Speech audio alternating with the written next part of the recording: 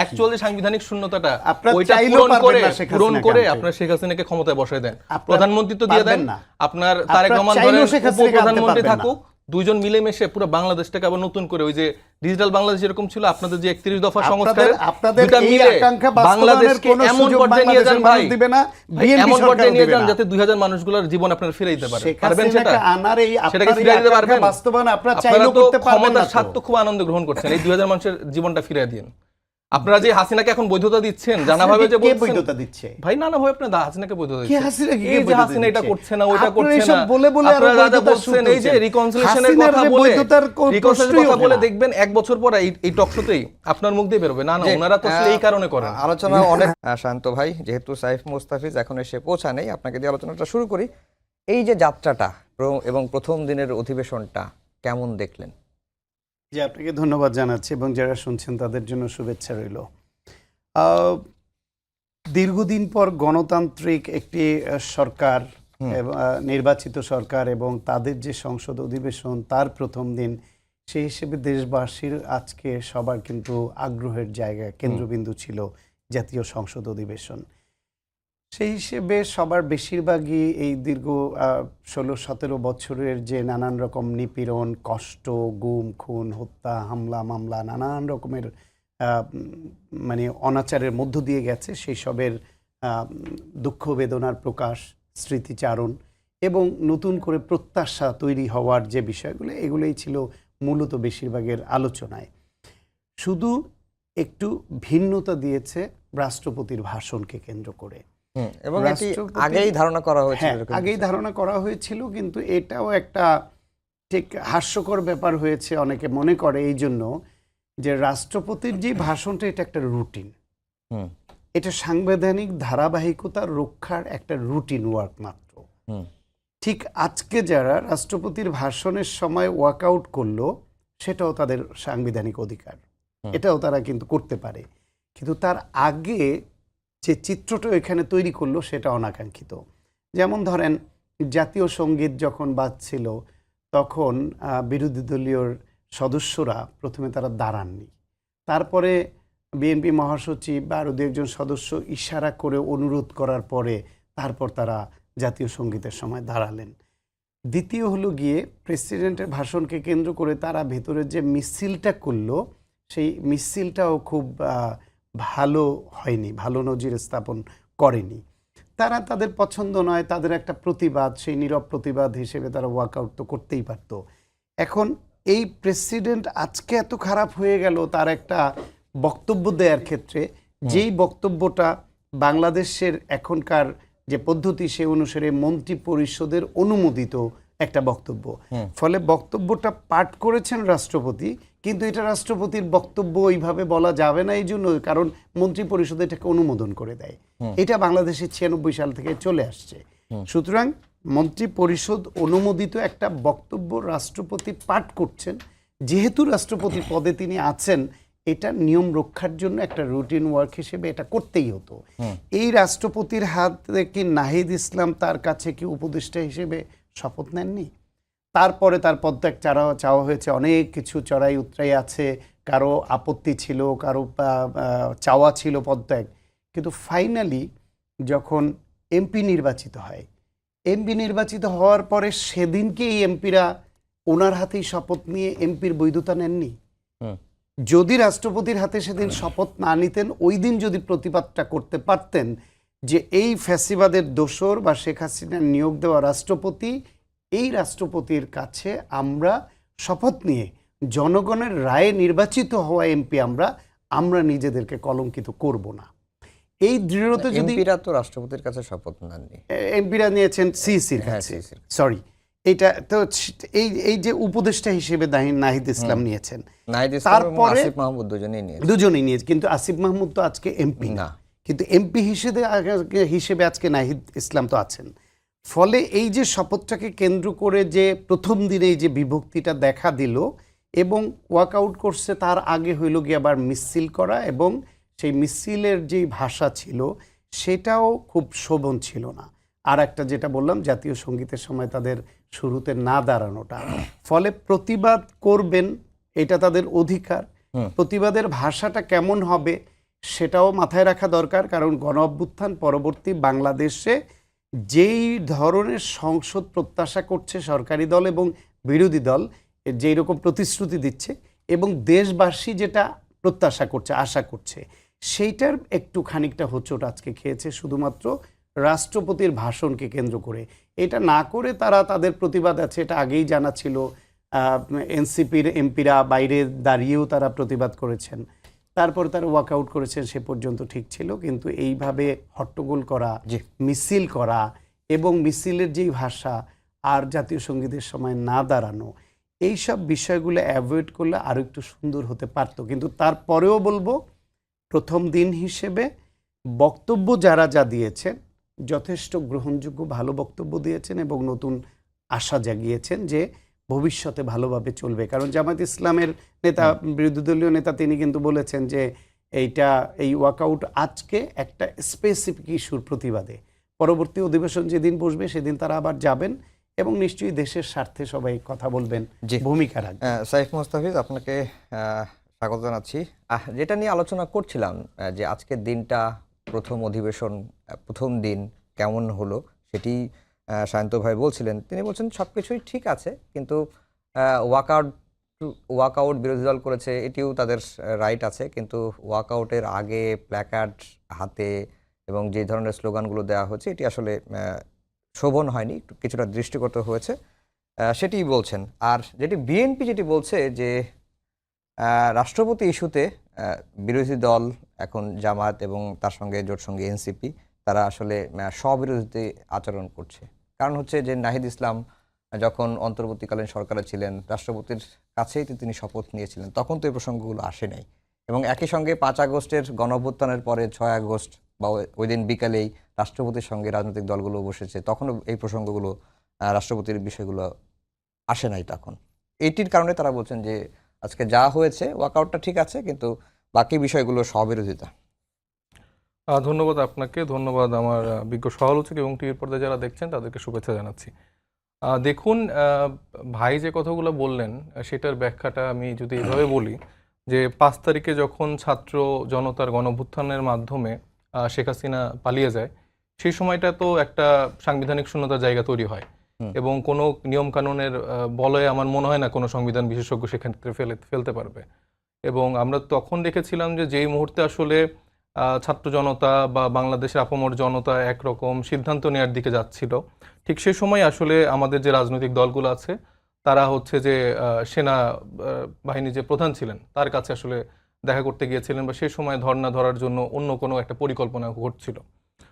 তো সেই মুহূর্তে কিন্তু সেটাকে মিটিগেট করার জন্য আমরা কিন্তু সেই সময়ও চেষ্টা করেছি দেশে যেন আর কোনো রকম খুনাখুনি, আর কোনো রক্তপাত না হয়, সেজন্য একটা স্থিতিশীল পরিবেশের জন্য সবগুলো রাজনৈতিক দলকে সমন্বয় করে আমরা চেষ্টা করেছি একটা জাতীয় সরকারের দিকে যাওয়া যায় কিনা। তারপর আমরা দেখেছি বিএনপির সেক্ষেত্রে বাধা, এবং আমরা তো সে সময় আসলে সংবিধান ছুঁড়ে ফেলে সামনের দিকগুলো এগোতে চেয়েছি, কিন্তু সেক্ষেত্রে আমরা দেখেছি তারেক রহমান সাহেব থেকে বিএনপির যারা দায়িত্বশীল নেতারা ছিলেন বা অন্যান্য যারা স্টেক হোল্ডাররা ছিলেন, তারা আসলে বারবার সংবিধানের দোহাই দিয়েছেন এবং সংবিধানকে সামনে রেখে তারা হচ্ছে যে তখন চুপ্পুর ব্যাপারটাকে তারা কিন্তু সরাতে দেয়নি।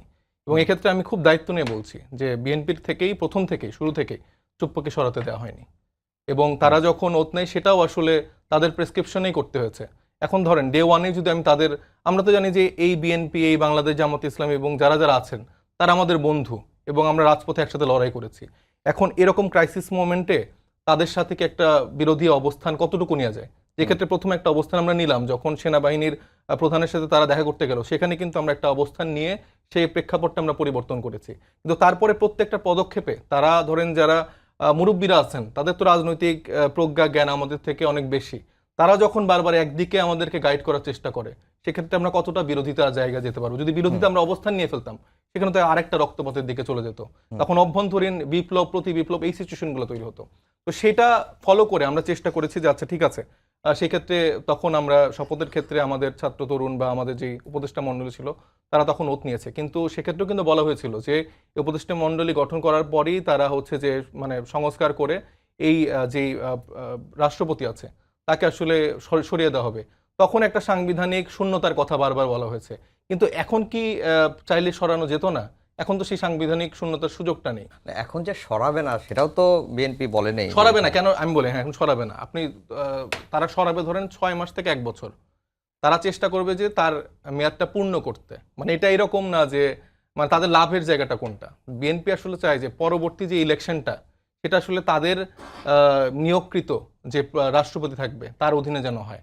এখন যদি আপনি এই রাষ্ট্রপতিকে সরিয়ে দেন তাহলে বর্তমান নতুন যে রাষ্ট্রপতি হবে এবং সংসদের বয়স সেম হবে, এবং সেই সেম বয়স অনুযায়ী তারপরে ধরেন যে 6 মাস বা যে 1 বছরের সময়সীমার মধ্যে রাষ্ট্রপতি থাকবে নির্বাচনকালীন সময়, সেটা তাদের দলের নাও হতে পারে। তো সেই জায়গাটা তাদের একটা পলিসির জায়গা, এবং তারা যে এত সংবিধান দেখাচ্ছে মূলত সে ঘুরে ফিরে সেই ফ্যাসিজমকে ফিরিয়ে আনার যে নতুন বন্দোবস্ত সেটার বার্তাই হচ্ছে যে বিএনপি আমাদেরকে দিয়ে দিয়েছে অলরেডি।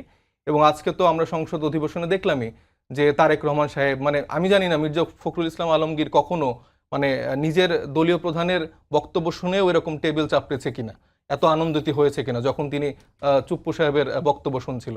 আবার তারেক রহমানকে দেখছিলাম যে খুব হাস্যোজ্জ্বলভাবে সেটা এনজয় করছে। এটা আমার কাছে লজ্জার লাগে যে এই বেগম খালেদা জিয়াকে এই চুপ্পু নানা রকম কটূক্তি করেছে, নানা রকম অকথ্য ভাষায় কথা বলেছে, তারেক রহমানকে নিয়ে কথা বলেছে। তারা এখন কি বলেছে? রাষ্ট্রপতি যেটাই বলুক না কেন, আপনি যদি আওয়ামী লীগের একজন এরকম প্রতিনিধিকে দিয়ে এগুলো বলান, সেটার মধ্যে আমার মনে হয় না কোনো ক্রেডিট আছে। আচ্ছা জি, শান্ত ভাই, যেটি সাইফ মোস্তাফিজ বলছেন যে বিএনপি আসলে একটা বার্তা এর মধ্যে দিয়ে দিয়েছে, তারা ফ্যাসিজম ফিরিয়ে আনার যে বার্তা সেটাই তারা পাচ্ছেন আজকের এই সংসদ অধিবেশন দিয়ে। বিষয়টা হচ্ছে রাষ্ট্রপতিকে রাখা বা তাকে দিয়ে এটা করানোর পক্ষে সাফাই গাওয়ার কোনো সুযোগ নাই বা প্রয়োজনও নাই, বা সেটি আমি করব না। কথা হচ্ছে তাকে যদি সবাই মিলে একমত হয়ে না রাখতে পারতো শুরু থেকেই, সেটা একরকম ভালো হতো। এই আলোচনা বহুবার হয়েছে।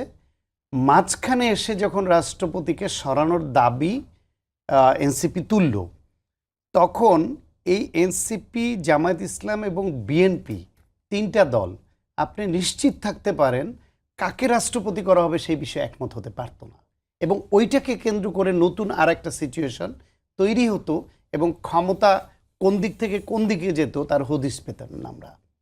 ফলে ওই সময় ওই আশঙ্কা থেকে ওনাকে রেখে অন্তর্বর্তীকালীন সরকার যা যা চায় তাই যদি আদায় করা যায়, তাহলে একটা নতুন সংকটের মধ্যে আমরা কেন ঢুকবো, এই প্রশ্নটাই ছিল মুখ্য, যে কারণে ওনাকে করা হয়নি। কিন্তু ওই সময় এই নাহিদ ইসলাম, আসিফ মাহমুদ যখন উপদেষ্টা পরিষদে, তো তারা উপদেষ্টা পরিষদে থাকতে তো তাদের 130টার বেশি অধ্যাদেশে সই করেছে, এই রাষ্ট্রপতি সই করেছে। তখনও তো তারা বলে নাই যে এই রাষ্ট্রপতির সই করা অধ্যাদেশ দিয়ে আমাদের বৈধতা আমরা এই পর্যায়ক্রমে নিতে হবে, এটা আমরা নিব না। 1.5 বছর ধরে তো তার ওনার সই করা অধ্যাদেশের বৈধতা নিয়েই তো এই নাহিদ বা এবং ওনার পরামর্শই তো আর্টিকেল 106 অনুযায়ী সুপ্রিম কোর্ট রেফারেন্স দিয়েছে, রাষ্ট্রপতির সব করেছে। এই অন্তর্বর্তীকালীন সরকারের যে বৈধতা এসেছে যেই অধ্যাদেশের মাধ্যমে, সেই অধ্যাদেশটা তো এই রাষ্ট্রপতিরই দেওয়া। সুতরাং একটা পর্যায়ে শুরুতে যখন ওনাকে একসঙ্গেই সরিয়ে দিলে ভালো হতো, এটা আমিও মনে করি। যে যখন শুরুতেই শেখ হাসিনা পালিয়ে গেল, এই সরকারের যারা ফ্যাসিবাদ, খুনি, গণহত্যাকারী, 16 বছর 17 বছর ধরে এই দেশটার উপর অনাচার, এমন কোনো অনাচার নাই যা করে নাই, এগুলো নতুন করে বলবার দরকার নাই, সবাই জানে। সেই সরকারের অংশীদার, তাদের অনুগত, তাদের বসানো একজন লোক, তাকে কেন রাখতে হবে, এই ভাবনাটা শুরুতে ভাবলে এটা ভালো ছিল। যখন ভাবা হয়নি, তখন টেকনিক্যাল কারণে ওনাকে সরালে রাষ্ট্রের গতি প্রকৃতি কোন দিকে তখন ঘুরতো, যে জামায়াত, এনসিপি এবং বিএনপিকে সমন্বয় করতে করতে এই সরকারের নাবিশ্বাস উঠেছে। একবার কোনো একটা কিছুতে বিএনপির পক্ষ থেকে সরকারের বিরুদ্ধে অভিযোগ তোলা হয় যে জামায়াত এবং এনসিপির দিকে সরকার ঝুঁকে পড়েছে। আবার এনসিপির পক্ষ থেকে, জামাতের পক্ষ থেকে বলা হয় যে এই সরকার বিএনপির পার্ট হয়ে গেছে। এই দুই পক্ষ সমন্বয় করতে করতে তো গলদঘর্ম হয়েছে পুরা টাইমটা এই অন্তর্বর্তীকালীন সরকার, এবং কোন কোন উপদেষ্টা কোন দলের কোন পক্ষের, কে কার পারপাস সার্ভ করছে, এইসব অভিযোগ তিনটা দল থেকে সমানে আসতেই থাকতো। সেই অবস্থায় রাষ্ট্রপতি যদি সরিয়ে দিতেন, তাহলে ওই রাষ্ট্রপতিকে তিন পক্ষ একমত হয়ে বসাতে পারতো। ওই বিশ্বাসে দেশের মানুষ করে, কিভাবে বসাতো, কোন প্রক্রিয়ায় বসাতো, ফলে ওই সংকট সুরাহা হতো না। ফলে রাষ্ট্রপতিকে শুরুতে যেহেতু সরানো হয় নাই, এই রাখাটা রাষ্ট্রের এবং গণতন্ত্র উত্তরণের জন্য অত্যাবশ্যকীয় ছিল। এখন ওনাকে রাষ্ট্রপতি হিসেবে বিএনপি যদি মনে করে যে কতদিন রাখবে, এবং বিএনপির ওনার বক্তব্য, ওনার কাজ, কোনো কিছুকে ওনার বলে আর চালিয়ে দেওয়ার সুযোগ বিএনপিও পাবে না বা কেউ পাবে না। যদি ওনাকে দিয়ে বিএনপি তাদের কাজ, তাদের কথা, তাদের বক্তব্য, তাদের চাওয়াটা ফুলফিল করিয়ে নিয়ে সাংবিধানিক ধারাবাহিকতা রক্ষা করতে পারে, তাহলে ওই একজন ব্যক্তি, শুধু ওনার চেহারাটা আপনার অ্যালার্জি হতে পারে, ওনার কোনো কাজ তো কোনো কাজই ওনার কাজ না। আজকের বক্তব্য দেখে আপনি দেখেন নাই যে আজকের যেই বক্তব্য ওনার মুখ দিয়ে বলতে হয়েছে যে 16 বছরের ফ্যাসিবাদ, তাদের পতন হয়েছে গণ অভ্যুত্থানের মাধ্যমে, তারা গণহত্যা করেছে, এটাও তো সাইফ মুস্তাফিজ বলছে, তারা এটাও তো গণহত্যা লজ্জার। করিয়েছে। এবং উনি বলছেন স্বাধীনতার ঘোষক শহীদ প্রেসিডেন্ট জিয়াউর রহমান। ফলে ওনার যেই বক্তব্য, ওনার যে কাজ, এইটাকে আপনি ধরে নিতে পারেন যে বর্তমান যে সরকার, সেই সরকারের পলিসি, তাদের চাওয়া, তাদের কাজ, সব কিছুই যদি উনি অক্ষরে অক্ষরে করেন, তাহলে ওনাকে সরিয়ে দিয়ে সাংবিধানিক ধারাবাহিকতা নষ্ট বিএনপি করবে কি করবে না সেটা বিএনপির উপর ছেড়ে দেন। সেটার জন্য তো গণ অভ্যুত্থানের কোনো চেতনার বাস্তবায়ন, গণ অভ্যুত্থানের যে পরিবর্তিত বাংলাদেশ চাওয়ার যে আকাঙ্ক্ষা, তার কোনোটার সঙ্গে তো ওনার কাজ বা বক্তব্য, কথা সাংঘর্ষিক হচ্ছে না। আপনি পরজোর এটা বলতে পারেন যে হ্যাঁ, ওনার চেহারাটা দেখা আমাদের জন্য একটা পেইনফুল, আমার জন্য এটা, ওনার চেহারাটা দেখাই আমার জন্য অ্যালার্জিক, যে ওই রকম একজন লোককে এখনও আমার কেন দেখতে হবে, সেই দাবিটা করতেই পারেন। কিন্তু ওনাকে রাখলে যে রাষ্ট্রের বা নতুন যে বাংলাদেশের আকাঙ্ক্ষার তৈরি হয়েছে, তার যে কোথাও কোনো ঘাটতি হবে এরম হওয়ার সুযোগ নাই। তার অলরেডি তার নজির আমরা আজকের বক্তৃতায় জেনে গেছি, পেয়ে গেছি। সুতরাং এটা খুব ক্ষতি বৃদ্ধি করবে কিছু এরকম না।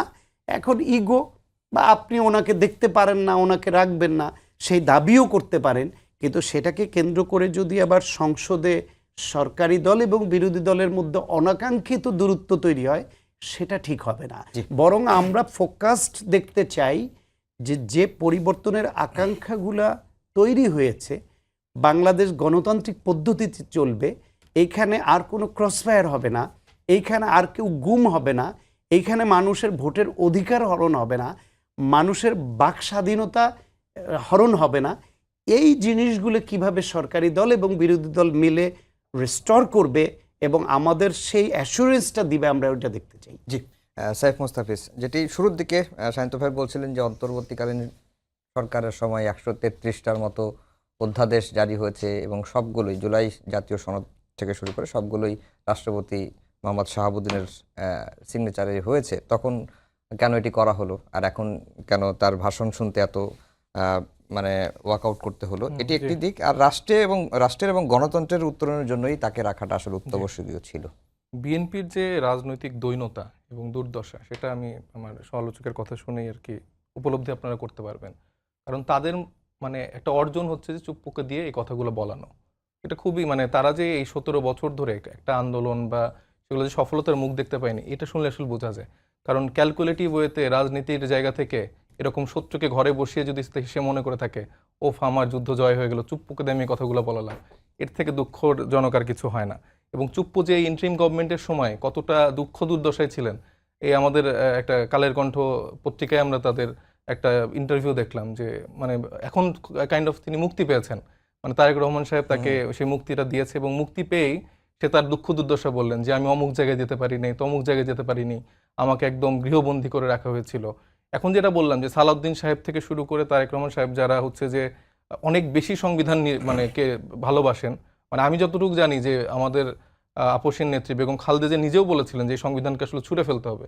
তা আমার মনে হয় না যে বিএনপি আর সেই আইডিওলজিতে বিলিভ করে। সো নতুন ধারার যে বিএনপি রাজনীতি, যারা আসলে এই মুজিববাদী সংবিধানকে আঁকড়ে ধরে সামনের দিকে আগাচ্ছে, তো সেই জায়গায় সালাউদ্দিন সাহেবের চুপ্পুকে তো লাগতোই, এবং তাকে যেন না সরানো হয়, না ফেলানো হয়, সেই জন্য তারা এই ইন্টারিম গভর্নমেন্টের সময় সর্বোচ্চ চেষ্টা করেছে।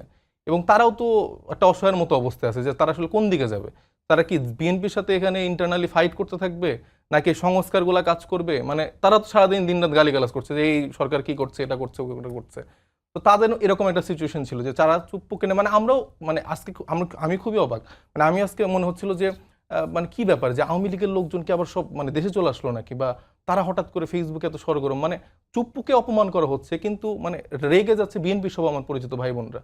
তো এটা তো কাইন্ড অফ খুবই সারপ্রাইজিং, কারণ চুপ্পুকে কবে থেকে তারা ওন করা শুরু করলো, এবং চুপ্পু তাদেরকে যেভাবে ওন করছে, মানে আমার কাছে এখন মনে হচ্ছে যে তারেক রহমান সাহেব দেশে এসে শুধুমাত্র মানে বিএনপির দায়িত্ব নেয় না, আমার মনে হচ্ছে যে আওয়ামী লীগের দায়িত্ব তিনি হয়তো বা নিয়েছেন, যে তাদের এই দুঃখ দুর্দশায় তাদেরকে কিভাবে আসলে অ্যাকোমোডেট করা যায়, তাদের রাজনীতিটা কিভাবে সেভ করা যায়, সেই প্ল্যানও আমার মনে হচ্ছে যে আই হ্যাভ এ প্ল্যানের মধ্যে ইনক্লুডেড। তো এটা আসলে বাংলাদেশের মানুষ যেটার জন্য আসলে এই জুলাই গণঅভ্যুত্থান ঘটেছে, আমি আপনি বা আমরা আজকে যেরকম করে মুক্ত স্বাধীনভাবে কথা বলতে পারছি, আমরা যেভাবে আসলে আজকে সংসদে যেতে পারলাম, আজকে তো একটা খুবই ঐতিহাসিক একটা দিন, এবং সেই ঐতিহাসিক দিনটাকে আসলে কলঙ্কিত করলেন বিএনপিরা, এবং বিএনপিদের হাতে সুযোগ ছিল তাকে অভিশংসন করে তাকে একটা মানে মানে অ্যাটলিস্ট সংসদে যেন তাকে এরকম একটা মানে কথাবার্তা তার শুনতে না হতো, এরকম সংবিধানের ভিতরে অনেকগুলো অপশনস কিন্তু ছিল, যেটা কিন্তু আজকের আগে থেকে আলোচনা ছিল, কিন্তু তারা খুবই মানে ইগোইস্টিক ওয়েতে তারা জুলাইকে ধারণ না করে, যেরকম প্রথম দিনে তারা সংবিধান সংস্কারের বিষয়ক যে ওটটা ছিল সেখানে যেরকম তারা শপথ নেয়নি, এবং আজকেও তারা সেভাবে চালাচ্ছে। এবং ভাই যে বললেন যে এখন আমাদের মূল লক্ষ্য উচিত যেন এটা ফিরে না আসে, ওইটা ফিরে না আসে, ভাতের মূল্য, ভাই আপনাদের মানে আমি কোনো পলিসি দেখি না, সরি টু সে, আপনারা কাট দিচ্ছেন, এটাকে আমি মানে ভালো ভালো বলছি, কিন্তু এখনো আমি জানি না, মানে আমাকে একটু যদি জানাতেন ওনারা যে এটার খাতটা কোথা থেকে আসবে, বরাদ্দটা কোথা থেকে আসবে। মানে আমার তো অলরেডি আমি একটা ঋণগ্রস্ত দেশ, আমার এই টাকাগুলোর উৎসটা কই হবে? ধরেন তারাও তো বলছে 5 থেকে 10 কোটি, বা সবাইকে এটার আন্ডারে আনবে, এই আমরেলা আন্ডার আনবে।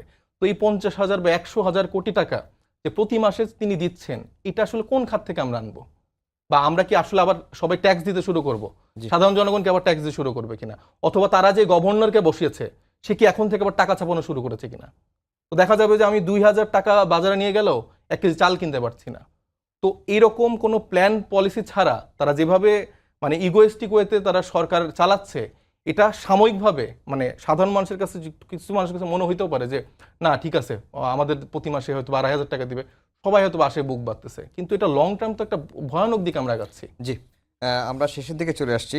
শান্ত ভাই 3 মিনিট সময় পাবো। শত্রুকে ঘরে বসিয়ে তাকে দিয়ে নিজের কথা বলিয়ে জয় ভাবা রাজনৈতিক দৈন্যতা, এটি একটি দিক। আর আওয়ামী লীগ পুনর্বাসনের দায়িত্ব কি বিএনপি নিয়েছে কিনা? কারণ আমরা দেখলাম যে বিএনপি নির্বাচনে জয়ী হওয়ার পরে বিভিন্ন জায়গায় আওয়ামী লীগের কার্যালয়গুলো খুলছে, তারা প্রকাশ্যে আসছে, বিভিন্ন জায়গায় ইফতার পার্টি করছে, এগুলো এই প্রশ্নগুলো তো আমরা দেখলাম যে মালা পরিয়ে তাদেরকে বরণ করে নিচ্ছে।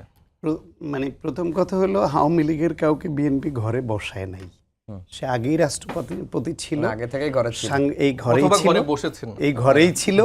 সাংবিধানিক ধারাবাহিকতা রক্ষার জন্য তাকে প্রয়োজন ছিল, সেটা এনসিপির 2 নেতা উপদেষ্টা পরিষদে থাকা অবস্থায় মেনে নিয়ে তার অধ্যাদেশে নিজেদের বৈধতা নিয়েছে। সুতরাং এটা তারা নিজেরা মেনেই নিয়েছে। তারা যদি এতই বুঝতো তাহলে বলতো যে এই চুপ্পুর অধ্যাদেশে আমার বৈধতা আমি নিবে না, আমি রিজাইন করলাম। ওই গার্ডসটুকু দেখাতো, দেখায় ভাই গাছ তো আমরা দেখিয়েছি, তারেক রহমান সাহেব থেকে শুরু করে আপনি দেখিয়েছেন, আপনার 2 উপদেষ্টা দেখায়, না না ওনা দেখেছে ভাই, আপনার 2 উপদেষ্টা রিজাইন করতো যখন তার স্বাক্ষরে, মানে এই রাষ্ট্রপতির স্বাক্ষরে যখন নিজের বৈধতা নিতে হয়, তখন তার যদি লজ্জা লাগতো যে আমি ওনার স্বাক্ষরে আমি বৈধতা নিব না, আমি এই ওনার অধ্যাদেশে আমার বৈধতা নিয়ে রাষ্ট্র চালাতে হবে, এই বৈধতা আমি নিব না, আমি গণ অভ্যুত্থানের মাধ্যমে পরিবর্তন এসছে, এর বৈধতা গণ অভ্যুত্থান দিবে, ওনার দিতে হবে না। তখন তরুণদেরকে বলে দেন যে এরা মত করে, এরা কিছু মানে না, এরা বেয়াদব। সেই কথাটা কি একবার ওই গার্ডস থাকলে কি এমন লোভ, কি এমন মধু যে উপদেষ্টা থাকতেই হবে? পদত্যাগ করতেন যে না আমি ওনার স্বাক্ষরে বৈধতা নিয়ে এই চাকরি করব না, কিন্তু চাকরি, একটা চাকরি দিয়েছিল তাকে বেতনভুক্ত, সুতরাং সে সেটা করে নাই। আর তারেক রহমান আওয়ামী লীগের দায়িত্ব শুধু নেবে কেন? তারেক রহমান প্রধানমন্ত্রী হওয়ার পরে গোটা দেশের সবার দায়িত্বই তার, আপনার আমার দায়িত্ব তারেক রহমানের। সুতরাং রিকনসিলিয়েশন এই কথা কেন বলা হচ্ছে? এটা তো জামাতও বলেছে, এটা তো এনসিপি বলছে কিনা জানি না, জামাত ইসলামও বলেছে, বিএনপিও বলেছে। সুতরাং যারা অপরাধী, অপরাধের বিচার হবে। অপরাধ না করলে, যদি ছোটোখাটো অপরাধ হয় সে ভুল স্বীকার করে, সেই জন্যই রিকনসিলিয়েশন করার যে বিধান যেটা আনা হচ্ছে। আবার যারা অপরাধ করেনি, রাষ্ট্রের নাগরিক, শুধু একটা পক্ষের বিলিভার ছিল, তারা কিছু এনসিপিতে ঢুকবে, কিছু জামাতে ঢুকবে, কিছু বিএনপিতে ঢুকবে, কিছু নির্দলীয় হয়ে যাবে। সেটাই তো হচ্ছে। আমরা কি নির্বাচনের সময় দেখি নাই যে ঘুরে ফিরে তারা সব দলের পক্ষেই গিয়েছে? আর আজকে এই সবার দায়িত্ব নিতে হচ্ছে বলেই তো আজকে জাতীয় সংসদে স্বাধীনতার ঘোষকের প্রতিষ্ঠিত দল, সেই দল 2/3 মেজরিটি পেয়ে সংসদে, এবং তাদের সরকারের সময় আজকে মুক্তিযুদ্ধে বিরোধিতাকারীদের তাদের বিষয়ে শোক প্রস্তাব তো বিএনপি বিরোধিতা করে নাই, করছে না। কারণ এইটাও তাদের প্রতি অন্যায় হয়েছে, সুতরাং এটাও বিএনপির দায়িত্ব সেই অন্যায়ের প্রতিকারটা করা। সুতরাং তারেক রহমান যখন প্রধানমন্ত্রী, দেশের সকল নাগরিকের দায়িত্ব, সকল সংগঠনের আমি হাইলি দায়িত্ব। আপনার সাথে একমত, এবং আমার মনে হয় যে দেশে এখন এই সিচুয়েশন এসে গেছে যেখানে আসলে দিল্লি থেকে এখনই আমার মনে হয় যে শেখ হাসিনাকে আসলে সাদরে ফিরিয়ে এনে পারলে আনেন না আপনারা, সাংবিধানিক যে পারলে শূন্যতা, আনেন না দেখি। অ্যাকচুয়ালি সাংবিধানিক শূন্যতাটা আপনারা ওইটা চাইলেও পূরণ পারবেন করে না শেখ হাসিনাকে আনতে। আপনার শেখ হাসিনাকে ক্ষমতায় বসায় দেন, আপনারা প্রধানমন্ত্রী তো দিয়ে দেন, পারবেন না। আপনার তারেক আপনারা রহমান চাইলেও ধরেন শেখ হাসিনাকে আনতে উপপ্রধানমন্ত্রী পারবেন না। থাকুক, দুইজন মিলেমিশে পুরো বাংলাদেশটাকে আবার নতুন করে ওই যে ডিজিটাল বাংলাদেশ যেরকম ছিল, আপনাদের যে 31 দফা সংস্কার, আপনাদের দুটা এই মিলে আকাঙ্ক্ষা বাস্তবায়নের বাংলাদেশকে কোনো এমন সুযোগ পর্যায়ে নিয়ে যান বাংলাদেশের ভাই, মানুষ দিবে না, ভাই, বিএনপি এমন সরকারও পর্যায়ে নিয়ে দিবে যান না। যাতে 2000 মানুষগুলোর জীবন আপনারা ফিরে দিতে পারেন। শেখ পারবেন সেটা? হাসিনাকে আনার এই সেটাকে আপনার ফিরে দিতে এই পারবেন? আকাঙ্ক্ষা বাস্তবায়ন আপনারা আপনারা চাইলেও তো করতে পারবেন না ক্ষমতার তো। স্বার্থ খুব আনন্দ গ্রহণ করছেন, এই 2000 মানুষের জীবনটা ফিরে দিন। আপনারা যে হাসিনাকে এখন বৈধতা দিচ্ছেন, জানাভাবে যে কে বলছেন, বৈধতা দিচ্ছে? ভাই নানাভাবে আপনার হাসিনাকে বৈধতা কে দিচ্ছেন, হাসিনাকে কে এই যে বৈধতা হাসিনা এটা দিচ্ছে? করছে না, ওইটা আপনারা করছে এসব না, বলে বলে আরো আপনারা যা যা বৈধতার বলছেন, সুর এই যে তুলছেন। রিকনসিলিয়েশনের হাসিনার কথা যে বলে, বৈধতার রিকনসিলিয়েশনের প্রশ্নই কথা ওঠে বলে না। দেখবেন 1 বছর পর এই টক শোতেই আপনার মুখ দিয়ে বেরোবে, না না ওনারা তো আসলে এই কারণে করেন। আলোচনা অনেক হলো, আমাদের সময়ও শেষ। সবাইকে ধন্যবাদ জানিয়ে শেষ করছি। আমাদের